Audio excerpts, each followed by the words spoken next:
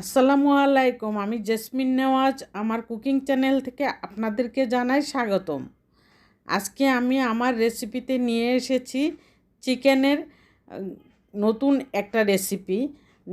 চিকেনটা আমি অথেন্টিকভাবে রান্না করেছি। সব সময় যেভাবে সবাই আমরা উম, যেভাবে রান্না করে থাকি সেভাবে না।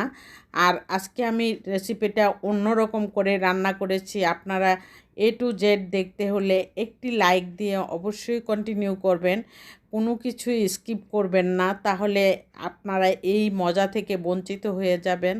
আর আমিও চাই না আমার রেসিপিটা পুরোটা রেসিপি দেখে আপনারা রান্না করে নিজেরাও খেয়ে দেখবেন।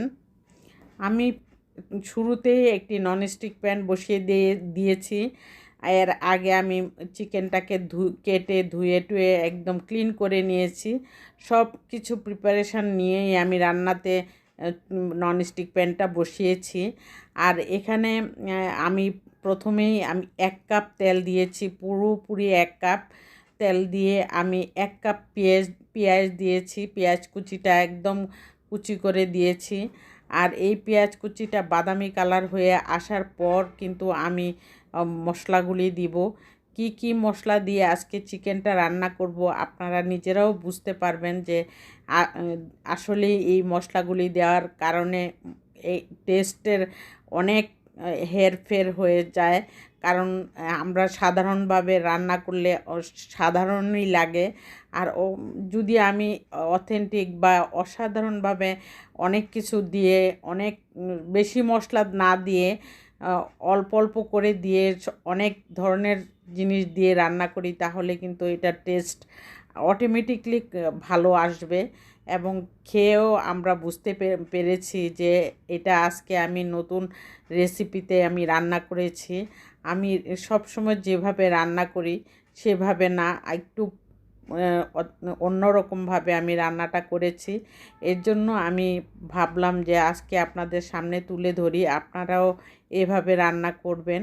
অবশ্যই টেস্টের বুঝতে পারবেন টেস্টটা কেমন আসছে। আমি প্রথমেই এখানে 1 চা চামচ হলুদ দিয়েছি, বেশি দেইনি। এই চিকেনের অনুসারে আমি এখানে 1 চা চামচ হলুদের গুঁড়া, কিন্তু বেশি না, মোটামুটি। তারপর আমি এখানে দিয়ে দিলাম আদা রসুন পেস্ট করা ছিল।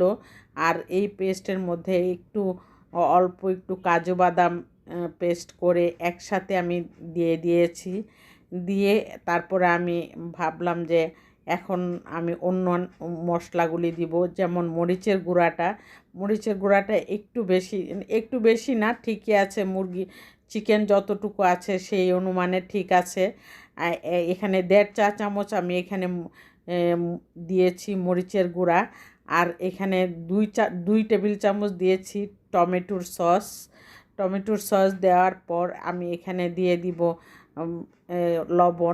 লবণটা দেওয়ার পর আমি এখন আর কিছুই দিব না। তারপর আমি আস্তে আস্তে আমি অন্যান্য মশলাগুলি দিয়ে দিব। ভাজা জিরার গুঁড়া দিব, তারপরে আমি এলাচি দারচিনি দিব। এগুলি আমি পরে দিব। এখন আমি ভাবলাম যে মশলাটা কষিয়ে আমি চিকেনটাকে আগে দিয়ে আমি জাল করে নেই। ভাবলাম যে এখন এই সময়ে আমি একটু ঘি 2 চা চামচ ঘি দিয়ে দিয়েছি। এই 2 চা চামচ ঘিটা কিন্তু চিকেনের জন্য ফ্লেভার এবং টেস্ট অনেক কিছুই চলে আসে। আর এখানে টমেটো সসটা যে দিয়েছি আমি, এটাতে কিন্তু টেস্টের অনেক পরিবর্তন হয়ে যায় আর ঘিটাতে। আর এই জন্যই আমি ভাবলাম যে আজকে আমি এইভাবে রান্না করে দেখি। সবসময় যেভাবে রান্না করলে বাচ্চারা খেয়ে একই রকম টেস্ট পায়, আজকে যাতে একটু ভিন্ন টাইপের টেস্টটা পায়, সেজন্যই আমি এই টেস্ট অনুযায়ী আমি আজকে ঘিটা ব্যবহার করেছি এবং টমেটোর সসটা ব্যবহার করেছি।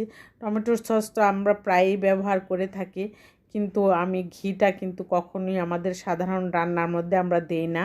যে ঘরোয়াভাবে যখন আমরা ঘরের খাওয়া দাওয়া করি তখন কিন্তু ঘিটা দেওয়া হয় না। আর এখানে আমি একটি মশলা আমি ঘরে তৈরি করেছি, ওই মশলাটাও দিয়ে দিব নামানোর আগে। ভাজা জিরার গুঁড়াটাও দিয়ে দিব নামানোর আগে। আর এই জন্য আমি ভাবলাম যে এখন এই পর্যন্তই আমি দিয়ে মশলাটা ঢেকে দিব।